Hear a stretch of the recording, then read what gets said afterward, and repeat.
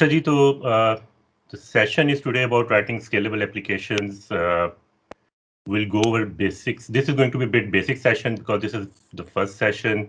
So we'll go over definition of scalability, different types of scalability. So start करते हैं definition से. The definition is actually almost all of us already know what scalability means, but just so we are on the same page, Wikipedia tells us that scalability is the property of a system to handle a growing amount of work by adding resources to the system. So essentially what this means is that as our application grows, उसकी requirements बढ़ती हैं, user बढ़ते हैं, और उस पर load बढ़ता है, तो application should be able to scale, and how the application scales is by adding more resources. Resources दो तरह से ऐड किए जा सकते हैं usually when we talk about scalability. We either scale up or scale out. Scale up usually means कि the server जिस पे application deployed है उसी के जो है resources increase कर रहे हैं, उसकी memory, I/O server वगैरह increase कर रहे हैं. And scale out usually means कि we are adding more servers, more servers to the application itself. So let's assume कि हमारी एक simple application है जिसके अभी बहुत थोड़े users हैं. So in the very beginning, the application can live on one server. इसी सर्वर पे वेब सर्वर भी रन हो रहा है, इसी सर्वर पे डेटाबेस सर्वर भी रन हो रहा है. And then हमारी application hit हो जाती है. We start getting more and more users. So the first thing we can do is we can increase these. We can scale up, which, like I said before, okay, we can add more I/O, more CPU, more memory to the server. Next step, as we get more and more users, is that we can move different components of the application to dedicated servers.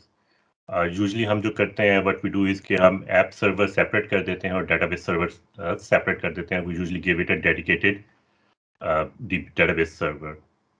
And most of the applications we write usually start from this state कि we'll have at least one app server and we'll have one dedicated database server behind it. जैसे जैसे हमारी journey continue करती है, we get more users. We usually add more web servers.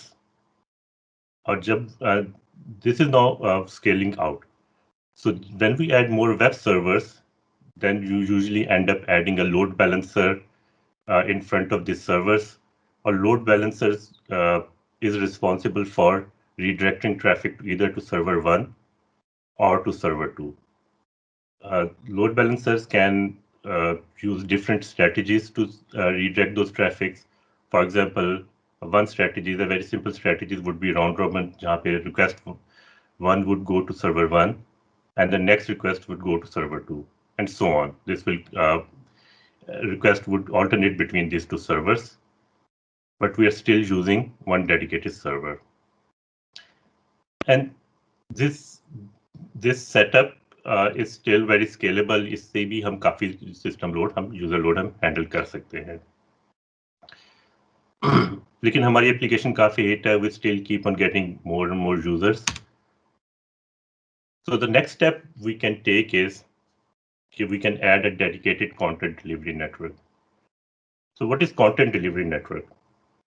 Content delivery networks are dedicated servers, the dedicated resources जो कि hosted भी हैं, हम अपना भी खड़ा कर सकते हैं. Is essentially these are servers that are optimized for serving static resources. For example, अगर आपके कुछ images हैं, आपके JavaScript के application files हैं, CSS files हैं, तो हम वो सारे resources we can move to content delivery network. ये हमारे दोनों सर्वर से लोड कम कर देगा और ये तमाम के तमाम रिसोर्सेज कंटेंट डिलीवरी नेटवर्क से सर्व होंगे. ये काफ़ी लोड रिड्यूस कर देता है सर्वर से, because most of the resources जो हम सर्वर पे सर्व करते हैं, फॉर एग्जांपल आपके पेज से कोई HTML पेज सर्व हो रहा है, तो a large chunk of that page is usually static content that could be moved to a content delivery network. In addition to this, the hosted content delivery network या content delivery network services that they are also intelligent enough कि वो अपना data replicate करती हैं और users के जो closest network nodes होते हैं वहां से प्रोवाइड करती हैं. So now we are at a state where we have two app servers. Sure. ये जो अपने एरो कंटेंट डिलीवरी नेटवर्क को यूजर से डायरेक्टली जा रहा है, डज दिस मीन कि जो मैं जब पेज रेंडर होगा तो जो स्टैटिक रिसोर्सेज होंगे they will directly the browser या जो भी एप्लीकेशन होगी वो डायरेक्टली कंटेंट डिलीवरी नेटवर्क के पास ली जाएगी? जी, यूजुअली यही होगा, क्योंकि जब आपके देखिए दो सोर्सेज हैं. एक तो ये कि डायरेक्टली कंटेंट डिलीवरी नेटवर्क पे जाए. द अदर ऑप्शन इज कि वो go through the application and goes through content delivery network. अगर वो हमारी एप्लीकेशन से जा रही है तो फिर तो it beats the whole purpose, because load फिर हमारी एप्लीकेशन पे आ गया है. Usually what will happen is के when you open a page, तो ओरिजिनल HTML पेज तो आपके सर्वर से रिटर्न होगा, but the HTML page will have references to content delivery network. और फिर ब्राउजर जब वो resources, for example if there images load करेगा तो वो directly user browser content delivery network से लोड कर रहा होगा. So to answer your question, a content delivery network usually directly he user browser से होता है, एक्सेस होता है. Does that answer your question? Ji, yes, thank you. जी, लेकिन उमेर, ये जो मुझे थोड़ा समझिए, कंटेंट डिलीवरी नेटवर्क जो है ये how server thing, so browser is maintaining this thing के जो भी चीज आ गई है तो यहाँ से उसको पता यहाँ से लेके आना है समथिंग. अच्छा, इमेजिन करें कि आपने कॉन्फिग का लोगो जो है वो रेंडर होता है. सिंप्लीकेंट हम सब यूज करते हैं. सिंप्लीकेंट का एक पेज रेंडर हुआ और वो पेज जो है कॉन्फिग का लोगो यूज कर रहा है. अब होगा क्या कि ब्राउजर सिंप्लीकेंट की एप्लीकेशन जब हम ब्राउजर पे config.simplicant.com पे जाएंगे तो वो एक HTML रिटर्न करेगी. HTML रेफर कर रही होगी कुछ जावास्क्रिप्ट रिसोर्सेज, कुछ इमेज रिसोर्सेज, जिसमें से एक रिसोर्स जो है वो कॉन्फिग का लोगो होगा. ब्राउजर ये सब कुछ डाउनलोड करेगा और ब्राउजर उसके बाद उस पेज को रेंडर करना शुरू करेगा. उसमें फिर ब्राउजर जब कॉन्फिग के लोगो पे पहुंचेगा ना तो उसका एक इमेज का सोर्स सेट हुआ होगा. अब ब्राउजर वो इमेज सोर्स को देख के जहां पे भी वो सोर्स है वहां से वो इमेज डाउनलोड करेगा. इस केस में जो इमेज का सोर्स है ना वो कंटेंट डिलीवरी नेटवर्क को पॉइंट कर रहा होगा. तो कॉन्फिग का लोगो कंटेंट डिलीवरी नेटवर्क से डायरेक्टली डाउनलोड होगा.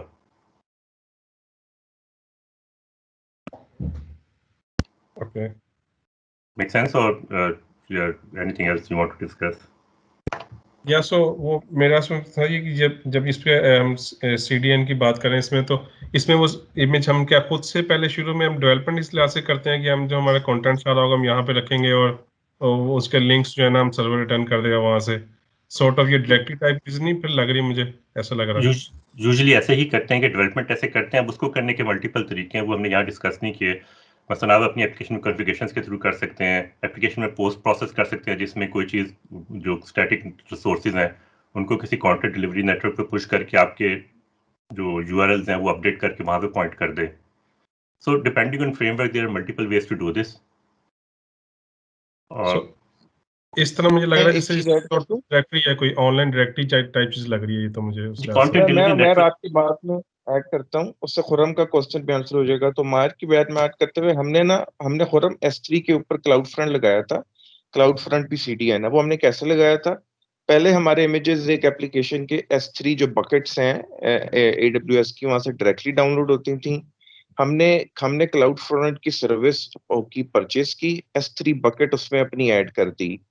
फिर AWS ने ये सारा काम खुद किया कि उसने वो बकेट में से कंटेंट उठाया, अपने various nodes of CloudFront पे डिस्ट्रीब्यूट कर दिया. And as Umair was saying कि हमें URL क्लाउड फ्रंट का दे दिया. तो हमारी एप्लीकेशन में URL चला गया aws.cloudfront.config.something, और फिर वो खुद डिसाइड करता था कि जहां से रिक्वेस्ट आ रही है उसका closest geographical cloud front node क्या है, और वहां से वो फिर इमेजेस उसको वो खुद प्रोवाइड कर देता था. जी. और और इसमें ना इसमें डिफरेंट लेवल के जो मेन पर्पस हम यहाँ मेन चीज़ यहाँ पे हम डिस्कस कर रहे हैं ये कि अपने static resources you move to somewhere outside your app servers at a very basic level. ये आपका अपने भी एक सर्वर हो सकता है, उसके अलावा फिर अकामाई और इस तरह करके और सर्विसेज हैं जो कि एक्चुअली काफ़ी एक्सटेंसिबल सॉल्यूशंस देती हैं। वो आपको बल्कि एक्चुअली इस लेवल के सॉल्यूशंस भी दे सकती हैं कि you can actually have cdn.config.com, वो भी आप यूज़ कर सकते हैं। So depending on how you want to do, there are multiple ways to do this, but the main idea is कि static resources एक ऐसे रिसोर्स पे मूव कर दिया जो कि ऑप्टिमाइज्ड है वो रिसोर्सेज सर्व करने के लिए, और उसने वो लोड आपके सर्वर से रिमूव कर दिया है। सही, गॉट इट, थैंक यू। अच्छा जी, so we had a CDN, ये हमारे स्टैटिक रिसोर्सेज का लोड रिमूव कर दिया, और बाय स्टैटिक इसमें यूजुअली जावास्क्रिप्ट और इमेजेस वगैरह काफ़ी कुछ मूव कर दिया जाता है, HTML जावास्क्रिप्ट काफ़ी चीज़ें मूव होती हैं यहाँ पे। अच्छा, नेक्स्ट स्टेप जो कि हम कर सकते हैं ना, we can introduce cache servers. Most of the जो हमारी प्रोसेसिंग होती है ना एक एप्लीकेशन में, यूजुअली रीड होती है। मोस्ट ऑफ द एप्लीकेशन, कुछ राइट हैवी एप्लीकेशन भी हो सकती हैं लेकिन मोस्टली रीड होती हैं। यूजुअली अगर आपके एक यूज़र ने सेशन लॉगिन किया है, अब उसमें यूज़र गेट हो रहा है, तो वो उसकी एक ही दफ़ा कई दफ़ा यूज़र गेट हो रहा होता है। इसमें और भी चीज़ें कई दफ़ा गेट होती हैं, तो usually you can introduce cache servers. और ये कैशे सर्वर्स हैं, ये आपके एप्लीकेशन को काफ़ी हेल्प करते हैं स्केलेबिलिटी में और लोड हैंडल करने में।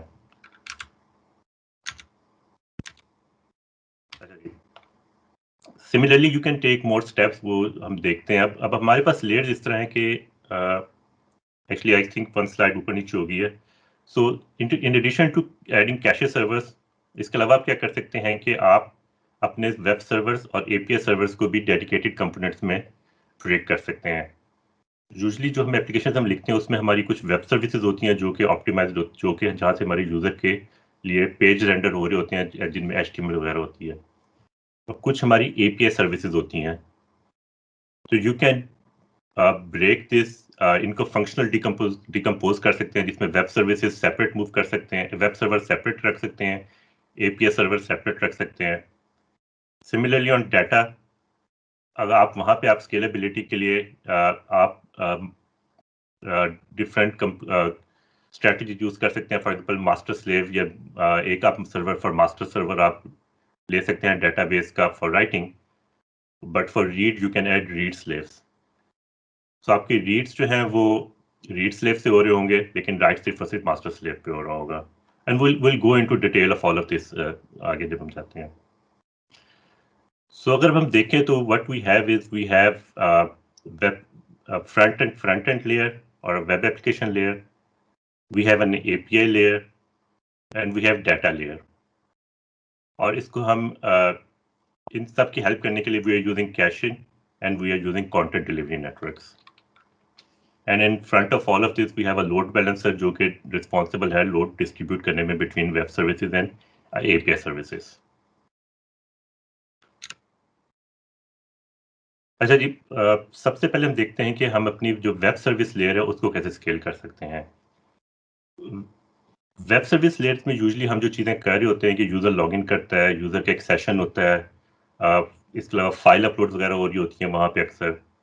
तो जब the first thing we need to do is कि हमें वो सेशन जो है ना, वो we need to move that session out of our web services. So for scalability is very important thing, इसके स्टेट जो है ना वो अगर आप मेंटेन करेंगे तो scalability get complicated, and session is state. So we need to move state out of applications web services, और उसकी different strategies हैं। One strategy is कि आप उसको external storage पे move कर दें, which can be a database, which can be a caching server. Another strategy is जो कि I know Play framework use करता है is to use cookies. So what Play framework does is कि उन्होंने एक limit लगाई है कि your session can be a max of 4 KB, और वो उस सेशन डाटा को कन्वर्ट करते हैं कुकी में, एनक्रिप्ट करते हैं और HTTP रिक्वेस्ट का पार्ट बना देते हैं, विच मीन्स के एनी सब्सिक्वेंट रिक्वेस्ट जो कि आती है उसके साथ सेशन इंफॉर्मेशन सारी की सारी रिक्वेस्ट का पार्ट होगी. So even if you have one server, you have 1,000 servers.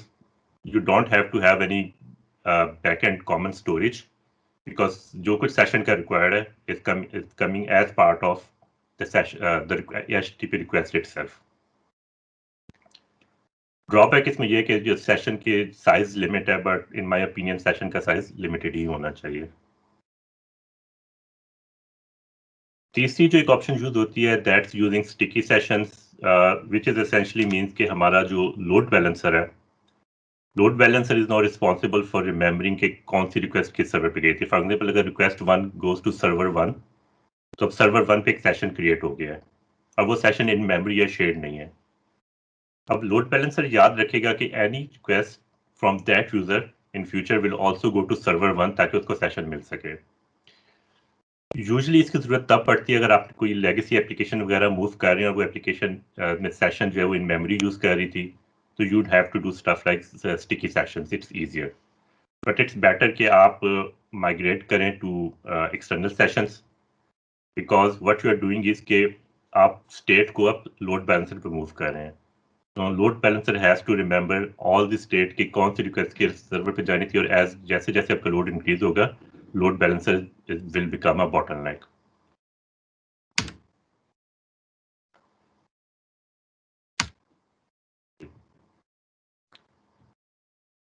So essentially what you need to do is के move your session to a dedicated session storage, और अगर आप कोई फाइल हैंडलिंग वगैरह फाइल अपलोड वगैरह कर रहे थे तो move that to also an external storage, जिस एजूर या अमेजोन आपको एक्सटर्नल फाइल स्टोरेज और ब्लॉक स्टोरेज प्रोवाइड करते हैं. तो you will have to use those storages for files also.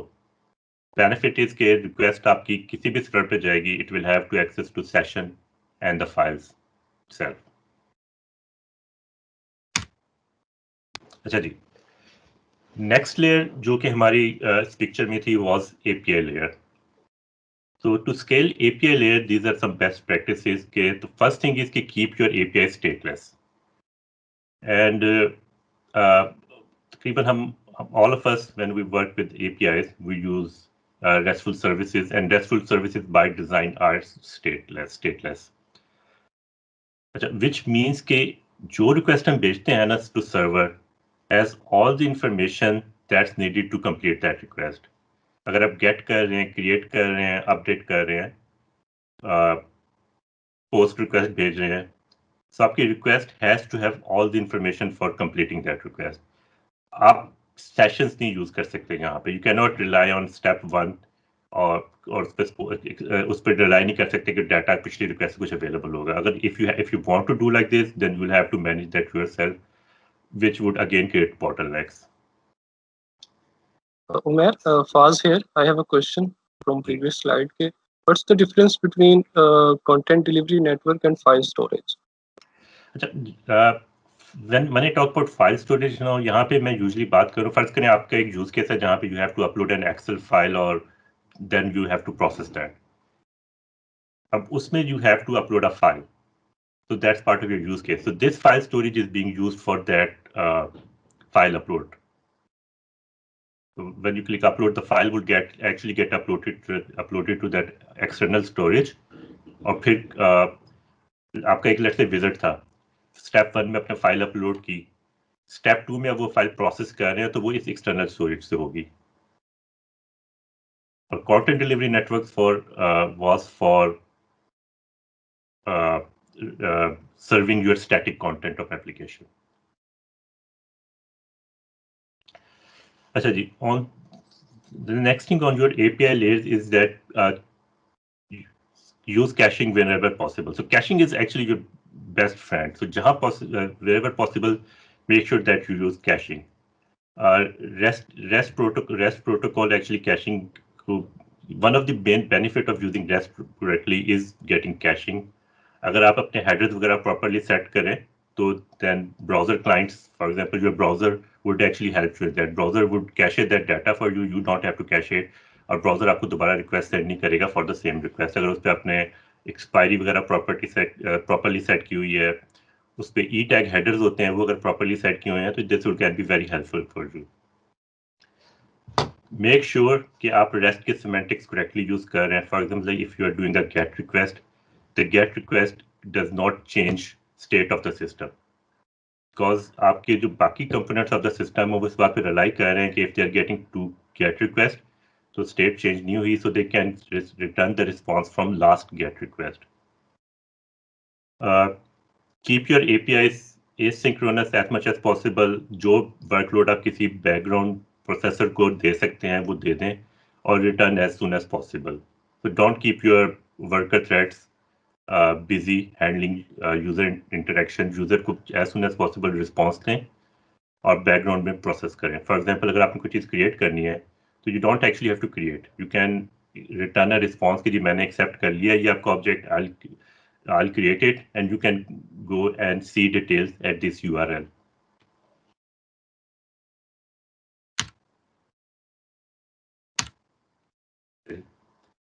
The third layer जो हम बात कर रहे थे, that was we were talking about data layer, and data layer में usually we have different options for defining scaling. If we talk about traditional databases, usually उसमें हम master slave clustering use करते हैं, जिसमें we can have master slave, master slave में एक server is responsible होता है all data DML run करने के लिए, which means create data. कोई भी चीज़ अगर data change हो रही है will always happen on master, and that gets replicated to slave. Slave would usually be used for read only. इसके अलावा कुछ databases master भी सपोर्ट करते हैं, but master usually in practice gets very complicated to make sure कि everything would remain in sync and everything remain consistent. Another approach जो कि use की जाती है for scaling is sharding. Sharding, what sharding usually means is के let's take an example. Let's say if we have a table of users in which we have millions and millions of records, what we can do is कि based on some key हम वो data दो different identical tables में distribute कर सकते हैं. Table वो दोनों यूजर टेबल ही होगा, लेकिन लेट्स से वी से कि all odd keys goes into version 1 table A and all even keys go to table B. तो यूजुअली जब हम क्यूरी करेंगे तो डिपेंडिंग ऑन हमारी क्यूरी वो डाटा जो है वो जाएगा इधर टेबल A में जाएगा और टेबल B में जाएगा. एंड इट्स वेरी इंपॉर्टेंट कि हम शार्डिंग जो है वो जब हम शार्डिंग कर रहे हैं तो की प्रॉपर्ली सही तरह चूज करें. फॉर एग्जांपल अभी जो मैंने एग्जांपल दी थी यूजर्स वाली, it might not be a good key, because अगर हम यूजर लिस्ट करेंगे तो the same one query will have to traverse both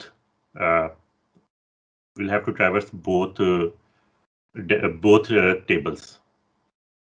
so usually अगर आप अपना डाटा ऐसे डिवाइड कर सकते हैं कि यू वुड नो के there would be equal number of records in all tables, so that makes sense. For example, one application that I worked on was for a bird watchers की community के लिए, और उसमें वो birds log करते थे जो उनके sighting होती थी different states में.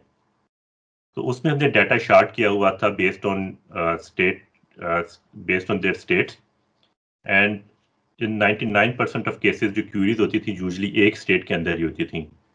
There were edge cases जहाँ पे queries multiple states में जाती थी, and those queries are very slow. Reason being के उनको different जगह पे different physical location से जाके डाटा इकट्ठा करके aggregate करना पड़ता था, लेकिन जो क्यूरी एक shard के अंदर रहती थी that was very fast compared to putting everything in one database, in one table. अच्छा जी, कमिंग टू NoSQL databases, थोड़ी सी हम एक थोड़ा सा बैकग्राउंड हमको एक कॉन्सेप्ट देखते हैं जिसको कैप थ्योरम के नाम से जाना जाता है. इट्स वेरी फेमस और most of you should already be familiar with this. ये थ्योरम जो है ना usually whenever we talk about distributed system ये जरूर डिस्कस होता है, but this theorem says is के it talks about three things: consistency, availability and partition tolerance. Consistency means that every read you do on the system will receive the most recent write or an error. For example, if you have 10 nodes and you update a variable x, तो उसके बाद अब doesn't matter किस node को आप query करें, it will return you the latest value of the variable x. या ये आपको it will error out, right? Availability means के जी आपके जितने भी नोड इस वक्त अवेलेबल है ना, वो आपको हमेशा मोस्ट रिसेंट राइट का रिस्पॉन्स देंगे. एवरी रिक्वेस्ट जो नॉन एरर है विल आप return you the most recent right of जो भी हुआ था वो आपको रिस्पॉन्स में रिटर्न करेगी. एंड पार्टीशन टॉलरेंस मींस कि आपका सिस्टम अगर उसमें पार्टीशन भी आ जाए तो आपका सिस्टम जो है ना वो कीप ऑन वर्किंग. अब इसमें होता ये है कि जो पार्टीशन टॉलरेंस है ना, यूजुअली डिस्ट्रीब्यूटेड सिस्टम में गारंटी नहीं की जा सकती, बिकॉज एज जो number of nodes grow it becomes very difficult to make sure कि कोई नोड जो है वो ड्रॉप नहीं करेगी. Usually within very large systems कोई ना कोई नोड आपके ऑफलाइन हो जाती है, विच मीन्स कि आपका जो डाटा आपका जो सिस्टम है कैन एक्चुअली बी पार्टीशन्ड इनटू 2 सब सिस्टम्स. तो जो हमारी चॉइस होती है ना usually between availability and consistency होती है. And what happen is that के हम अपने सिस्टम को usually so what CAP theorem says कि even though we have these 3 options available, but we can only choose 2 of these. We can have a system that's consistent and available. We can have a system that's consistent and partition tolerant, or we can have a system that's available and partition tolerant. अच्छा, जिसका मतलब क्या है? Consistent and available का मतलब ये है कि जी आपका जो सिस्टम है ना, इसके सारे नोड्स आपको रिस्पॉन्स भी देंगे और सारे नोड्स हमेशा लेटेस्ट रिस्पॉन्स देंगे. ये सिर्फ तभी पॉसिबल हो सकता है अगर आपके सिस्टम सिर्फ एक नोड है, क्योंकि अगर आपके सिस्टम में एक से ज़्यादा नोड है, let's say you have 3 nodes और उनमें से एक डाउन एक सिस्टम अवेलेबल नहीं है, तो then you can not have a system that's consistent available. So usually in our talk of distributed system, this is always out, and we have to choose between consistent and partition tolerant, available and partition tolerant, because partitions will always happen. Consistent and partition tolerant system का मतलब ये होता है कि this is usually हमारे relational databases होते हैं, जिसमें what will happen is कि आपको हमेशा consistent response मिलता है, जो latest response होता है वो मिलता है. इसमें even if there is a partition, so what will happen is कि databases में अगर database आपको latest response नहीं दे सकता तो वो आपको available नहीं रहता, it will start giving you errors. But जब भी वो आपको रिस्पॉन्स देगा वो कंसिस्टेंट रिस्पॉन्स ही देगा. तो या तो आपको रिस्पॉन्स देगा विच विल बी कंसिस्टेंट, या आपको रिस्पॉन्स नहीं देगा. अवेलेबल एंड पार्टीशन टॉलरेंट में व्हाट विल हैपन इज के you will get a response, but that response may not be the latest available response. So you will have a weak level of consistency. Any questions on this? So to summarize, partition tolerance is fact of life in distributed system. So you can either choose between a system that's consistent, which means कि वो आपको हमेशा latest response they, or choose a system that's available, which means कि कुछ nodes in the system can give you a response that's not latest. This is the one of the main differences between NoSQL databases and relational database. Relational database give you a system that's CP, but NoSQL databases give you systems that are AP systems, or they are AP in varying degree of availability. For example, अगर आप में से किसी ने have used Cosmos DB, तो Cosmos DB आपको consistency के लिए gives you different level of consistency, and depending on consistency level you choose, आपके system की latency increase होती जाती है. For example, if you choose strong consistency, which means के any read you do from anywhere would give you the latest response. Which means कि जब आप एक write करेंगे तो Azure has to first replicate, apply that write all available nodes, और फिर वो आपसे कह दे कि जी you can do a read now. On the very other end, you have eventual consistency, which means कि जैसे ही आप write करेंगे वो कहेगा जी write हो गया है, लेकिन आप उसके बाद फौरन read करें, हो सकता है वो आपको एक पुरानी value return करे. And in middle, they have session consistency, which means that within same session, you will always get consistent response, but a different session may see an older value.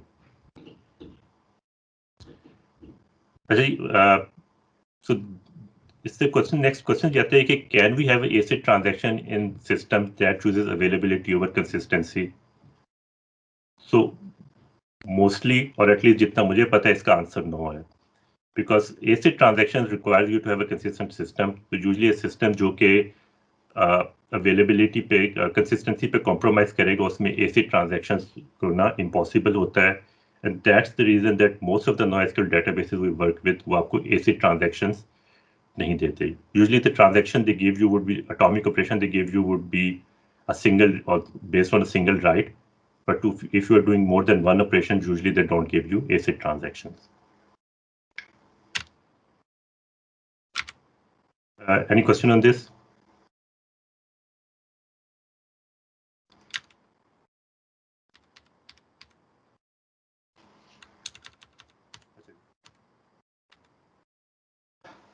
Which means कि अगर हम NoSQL databases use करते हैं तो that would depend on कि हमारा use case क्या है. अगर आपका use case require करता है कि you have to have a consistent response, अगर आप financial data से handle कर रहे हैं, तो you would most probably go over a system that's consistent over a system that's available.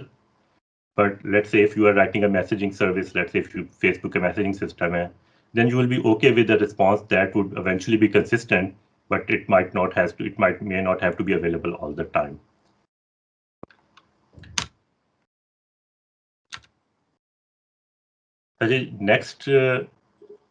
Next we'll go through some best practices okay we can see when writing. We should keep in mind when writing scalable system for scalabilities.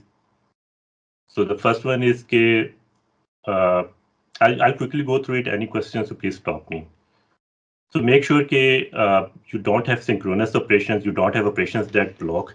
Almost all the APIs that we work with, they provide us with async APIs, use async APIs, load to background systems wherever possible. Message queues use करें. Write on message queues. Benefit of using message queues is that this reduces coupling between systems. You write on message queue, you don't care कि वो message कौन read करेगा, or the other side of the world can read that message and process as they want. Producers and consumer in this case can live on separate servers and they can scale independently. And this also provides a buffer between producer and consumer. Let's say if a consumer goes down, you can still keep on writing on the messaging queue, messaging channel, or आपके consumer when it comes up can start reading those messages and start processing those. So it provides you a buffer. अगर आपको कोई spike आता है, तो the messaging channel would act as a buffer and would allow you to handle that spike. Use the right tool for the job. If you need to do full text search, use a service that's optimized for using full text search. अगर हम database को full text search के लिए use करना शुरू कर देंगे relational database को, it may work, but it will slow you down. Similarly, अगर जहाँ पे NoSQL की need आपकी help कर सकता है, use NoSQL, but जहाँ पे relational database is needed, use a relational database. The other thing that, from a personal experience, try to keep dependencies on framework very minimum. What I mean by this is, let's say if you are writing an application in ASP.NET Core Web API, try to make sure कि जो आपकी application logic है ना, उसमें कोई .NET Core की ASP.NET Core की dependencies नहीं है. Why say this? Because ये जो you would not be able to write a system on first day जो कि सारी आपको is easily scalable. So you will you'll have to refactor. You'll have to extract components out of it. You'll have to rewrite stuff. And the less dependencies you have on your system, easier it would be for you to refactor and extract stuff out of it. Next, we are going to see some design patterns, which are architecture patterns, which I think are very helpful in writing scalable system. The first one is domain-driven design. Domain-driven design is an architecture pattern that essentially helps you. There is a question in the chat. Sorry? There is a question in the chat. There is a question in chat.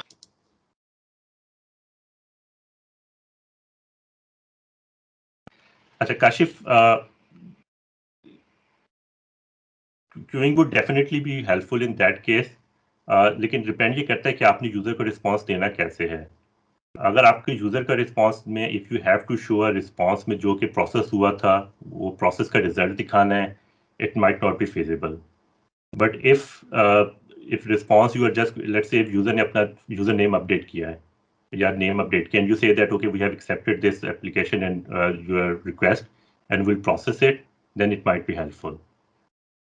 So this would also depend on कि आपका use case क्या है और आपकी requirements क्या है.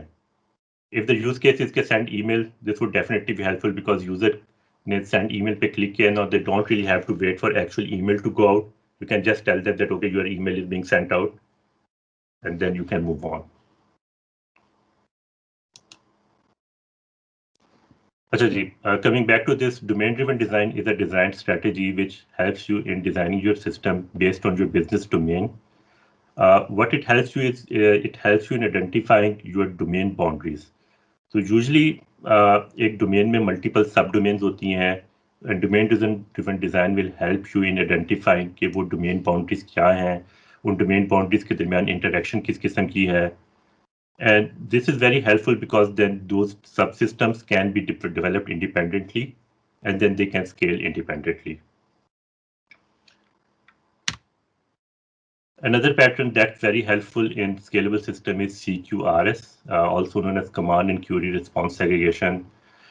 इसमें what we do is we think of your system as two different systems, one optimized for updates, writes, and one for read. So all your changes to the system would happen through commands, and command would be one way. So if a user अगर आप user profile page पे update कर रहे हैं, तो if you update name, it will issue a command की update name, और वो command सिर्फ user update करेगी और उसका response कोई नहीं होगा. The response would only say that it has been accepted. But if you want to read the response, you will send a GET request through the query object. इसका एक benefit ये है कि you can optimise your models for write and read. आपका write model can be optimised for updating your system, and read model can be optimised for reading from the system. And the other benefit is कि आप इनको separately develop कर सकते हैं. You can deploy them separately and you can scale them separately. Like we were talking about caching, तो most of the system read would be the 80% of load and write would be 20% of load, so you can scale accordingly. The third pattern I would like to introduce was event sourcing. Event sourcing is usually whenever we talk about CQRS, we also talk about event sourcing, but they're slightly different. What event sourcing says is that every change to a system is an event, and आप अपने जो system की state है उसको also you save it as events, और फिर उसके बाद based on those events as a side effect you create different views. Usually हमारे जो relational databases हैं those are event source system. So आप लोगों ने अक्सर सुना होगा bin log के बारे में सुना होगा. तो जैसे जैसे हमारे डेटाबेस में ऑपरेशंस होते हैं वो एक बिन लॉग फाइल में अपेंड किए जाते हैं, अपेंड करते हैं, और उस बिन लॉग फाइल को एग्जीक्यूट करके अपना डेटाबेस रिक्रिएट कर सकते हैं. तो similar things happens with event source system. All changes to system come as event. User created, user updated first name, user updated last name, user deposited $10 in account, user withdraw $10, $20 in account. तो आपका actual system सारा का सारा, Shoaib I come back to your question. तो आपका actual system सारा का सारा जो है वो एज अ इवेंट्स के तौर पे स्टोर कर रहा होता है, लेकिन फिर उसके बाद आप अपने depending on you're used case आप उसके डिफरेंट व्यूज बना सकते हैं. लेट्स से फिर सब बैंक एप्लीकेशन, तो इवेंट्स आपकी सेव होने के आपने क्या डिपॉजिट किया, क्या विड्रॉ किया, लेकिन you can have a materialized view of your those based on those events जो कि आपको total balance दे देंगे. And anytime you want, you can run all those transactions again to get a different view. Let's say अगर future में application आती है कि in addition to total balance, मैं सिर्फ ये देखना चाहता हूँ कि मेरे total कितने total deposits हुए थे. So in theory, I can rerun all those events, and a processor can process those events and come up with a different answer. Scalability में how this help is कि you can you can have dedicated processor for events or events जो कि one way हैं, so you don't have to respond to that, and they can help a lot with scalability. अच्छा, Suhaib is asking कि what if an email service goes down? So usually, Suhaib, what happens is that you can यहाँ पे वही things like message queue help. Even though email server has gone down, so you would retry again. You will have some kind of retry pattern built in जो कि email को दोबारा भेजने की कोशिश करेगा. And in worst case, you can notify your user saying कि जी आपने ये operation schedule किया था, but for some reason we were not able to do this. For example, another example would be a shipping. So आपको एक order place हुआ है, आपने order accept कर लिया है, but if something goes wrong, you can always notify user through some mechanism कि आपका order complete नहीं हो सका. So it adds some constraints, but in most of the cases, it will be helpful for you. जी उमर भी मेरा असल में और भी जैसे दूसरे ऑपरेशन आपने अपडेट की बात की, जैसे अपडेट का ऑपरेशन होता है, तो लाइक अगर इस तरह का ऑपरेशन हम क्यू में फेंकेंगे और किसी भी वजह से वो ऑपरेशन सक्सेसफुल नहीं हुए, तो क्वेश्चन असल में ये था कि क्या फिर हम किस तरीके से डिसाइड करेंगे कि लाइक जो स्केजुअल्ड है उस केस में तो बात समझ में आती है, लेकिन अगर आपने क्यू यूज़ करनी हो, लाइक आप अपडेट का ऑपरेशन क्यू के थ्रू करवाना चाह रहे हो लेकिन समहाउ वो फेल हो जाता है, लेकिन आपने यूज़र को पहले रिस्पॉन्ड कर दिया कि जी ये सक्सेसफुल हो जाएगा क्योंकि आप अपनी क्यू के ऊपर रिलाई कर रहे हो, तो फिर उस केस में क्या होगा? अच्छा, ये ना बहुत सारी ना आपकी यूआई के पैटर्न पे भी डिपेंड करता है. फॉर एग्जाम्पल आपने नोट किया कि कुछ आपकी यूआईज होती हैं जिसमें जब चेंज करते हैं ना तो वो सर्कल से एक चलने लग जाता है और आपको थोड़ी देर बाद रिस्पॉन्स आता है, राइट? और वो तब आपको सक्सेस शो करते हैं जब वो सक्सेसफुल हो जाए. तो usually you will place it in Q. जब रिस्पॉन्स आएगा तो जैसे सिग्नल आर है .NET कोर में, जब पुश बेस्ड किस्म की यूआईज होती हैं उनकी बेस पे आप ये अपने एंड यूजर को पुश कर सकते हैं डाटा की क्या चीज़ हो गया क्या नहीं हो गई. Also the examples I am using are very simple examples. हो सकता है कि यूजर अपडेट को आप इस तरह का ऑपरेशन ना करें, लेकिन अगर आप ऑर्डर प्लेस कर रहे हैं और आपने वहाँ से शिपमेंट को ट्रिगर करना है, that you will most probably push on a queue. तो आप ऑर्डर एक्सेप्ट कर लेंगे, you will run some basic validations के इन्वेंट्री अवेलेबल है, but then you will push it on a queue ताकि शिपमेंट वगैरह स्केड्यूल हो सके, क्योंकि उसके हो सकता है उसमें और भी बहुत सारे स्टेप्स इन्वॉल्व हो.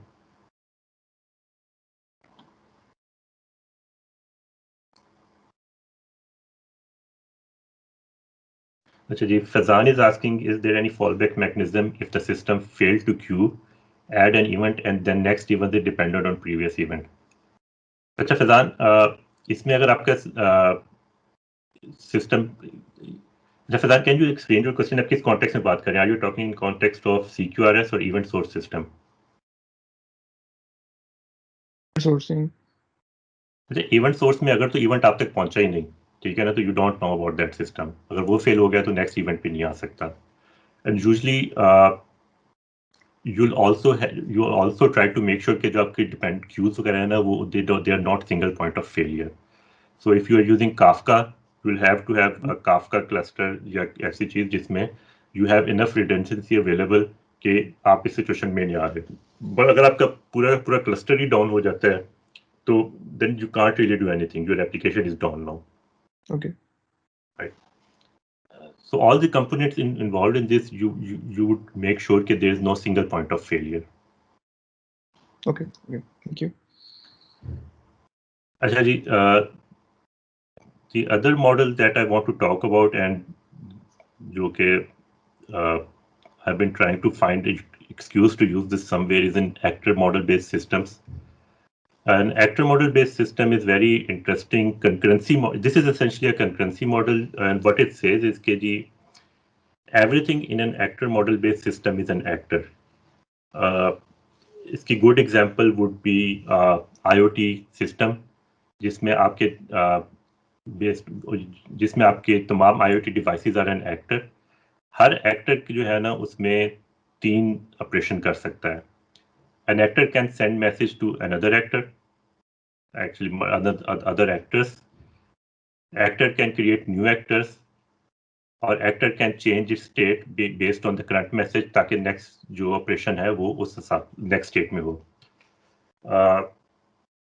इसका फायदा ये होता है कि all the communication between actors is using messages, जिसका फायदा ये है कि there is no shared state now, which means that there cannot be no deadlock, right? There cannot be no resource concentration. किसी resources पे एक single resource पे तमाम actors जो हैं वो उनकी dependency नहीं हो सकती क्योंकि actors कभी कोई चीज़ global access ही नहीं करते. Everything they access is through the inbox. The other thing benefit we get is that actors talk to each other using references. So if an actor A has to send message to actor B, the message would be through the request command would be through a message.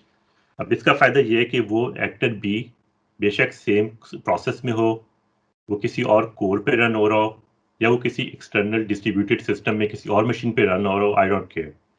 What I am doing is I am just sending an message, or the message would be processed. The benefit of using actor model is that the actor model provides you best of both. It provides you scaling up and scaling out both. Scale up इस तरह के ये आपको जो system पे आपके multiple, अगर आपका मल्टी कोर सिस्टम है तो it allows you efficient use of that all those cores. और स्केल आउट इसलिए कि अगर आपके मल्टीपल सिस्टम्स रन हो रहे हैं तो without doing much changes, usually only with configuration changes, आपका same system can run on single machine and can run on multiple machines. Like I said, then IoT application is a good example of your actors. Each device would be an actor. Each physical device would have a virtual representation in form an actor, और जिसमें आप हर actor की अपनी state maintain कर सकते हैं. Usually these actors are very lightweight. For example, I know in Play framework Aka, which is one implementation of actor framework, you can have about 1 million actors running in 2 GB of memory, simple actors. Microsoft की अपनी implementation है actors की, Orleans के नाम से एक implementation है which they use in their few games. Twitter use करता है actor based system use करता है. Aka.net एक implementation है from .net जो कि open source implementation which is based on actors. I think, and people working on Java can correct me, I think Play framework also has components. आपका HTTP I think जो कि actor based concurrency आपको provide करता है.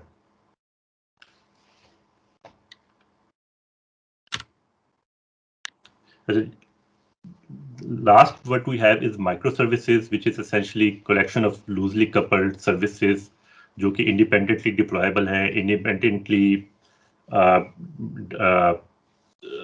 they're organized around domain boundaries. This is where domain-driven design is helpful.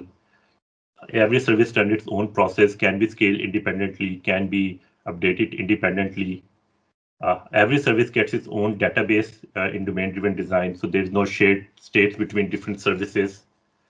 Failure जो है वो part of your design is that you expect services to go down, and there are patterns, for example, circuit breaker, which you use to make sure that अगर some component कोई एक down होता है तो the whole system wouldn't go down too.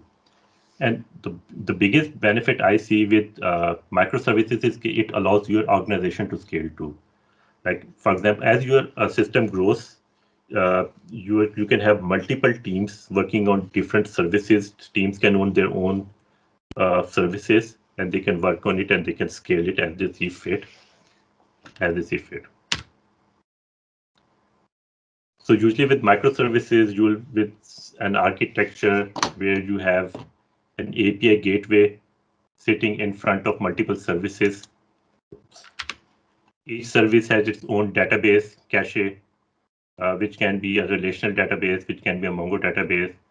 You can have background services, worker services running, जो कि dedicated job कर रहे हैं. For example, here I have a notification service, जिसका whole purpose is to send notifications out, and all services are communicating to it through a message channel.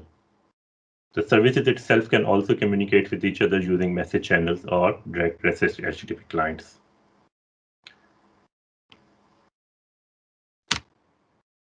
So this was a very high-level overview. If you want to go into detail, these are some books that I would recommend that you should take a look. This designing data-intensive application, I would highly recommend. Take a look at this. Actually, all of these books I would highly recommend. I would highly recommend. Please take a look at these books, and these are very helpful in understanding what are the constraints behind writing distributed systems and scalable systems, and what we can do to make sure that we are writing scalable systems. So that's all, folks. No questions.